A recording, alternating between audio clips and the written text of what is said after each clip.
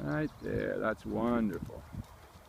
Now today we're going to do a little episode on bringing your horse up. People ask me all the time, well, do we just stay here for years in this stretch? And the answer is no. As soon as we can stretch the horse all the way down and it's working clearly over its back the way you see this one doing, then you can start bringing the horse up. Now this horse had been broken in the third vertebrae, so we have to be very careful as we bring him up that we just bring the pole up without any shortening of the neck, just as you see Kara doing right there. That's perfect, right there. Now for this horse, that's a perfect working trot and as high as he can come without losing the gait. Now she's going to let him all the way back down again. Now we'll let him stretch all the way, and you can see how he started to curl a little bit. So you can see with these horses whose necks have been broken how careful we have to be in bringing them up. And bring him up again into the working trot.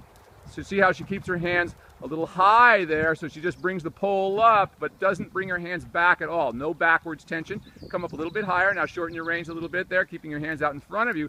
And also why it's important in this exercise, with this kind of horse, to keep those hands out in front of you like that, because if she takes any more backwards contact, he's just going to break and come behind the vertical. But we notice how his trot did not change at all as she went from up to down. Now let him all the way back down again. Beautifully done. Keep him going there. See how this horse is able to keep the same rhythm throughout. Now this is a horse that came to us. He had been very badly handled. He had no neck whatsoever. His neck had been crammed into his body. So it's taken us a few months to get his neck out, but he started to develop beautifully once we got him over his back, as they always do. Now, Kara, I want to ask you one more time to bring him up into that working trot position there, which means simply as high as we can come on any given day without losing the gait, like that. Now, she quickly has to shorten the reins there. And you can see how he still has that little bit of a tendency to want to curl back behind the bridle, with how she has to just keep him up. But once again, as long as it doesn't affect the gait stays the same, it's all good. Now let him stretch all the way back down. Now, of course, at his level, and since he had been overflexed in the neck, we have to be very careful about that and give him plenty of time. It's taken about 4 months to straighten this horse's neck out, something like that, from when he came to us. And he was just very, very stuck, would not want to move, balked about moving. You got on him and just kind of sucked back into your leg.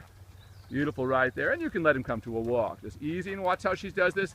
She's not going to change the frame. Beautiful and slow, and then she sits down. Wonderful. So that's what you want to do every day with your horses. Get them as low. Once you get them working over the back, every day you try to bring them up. And once again, if your horse has been broken to the third vertebrae, the difficulty is always that thing as we take contact, they want to go behind the bit. So this technique that we showed you today of getting your hands up ahead of you and just lifting the horse's head and neck, that's all you want to do, because there can be no backwards pressure. This is Will Faerber from Art to Ride, my good friend Kara, on Tanya's horse, Fuego, who is a 5-year-old, once again, that she just got, but he's coming around beautifully now, and we'll be seeing a lot of him in the future. Thank you so much.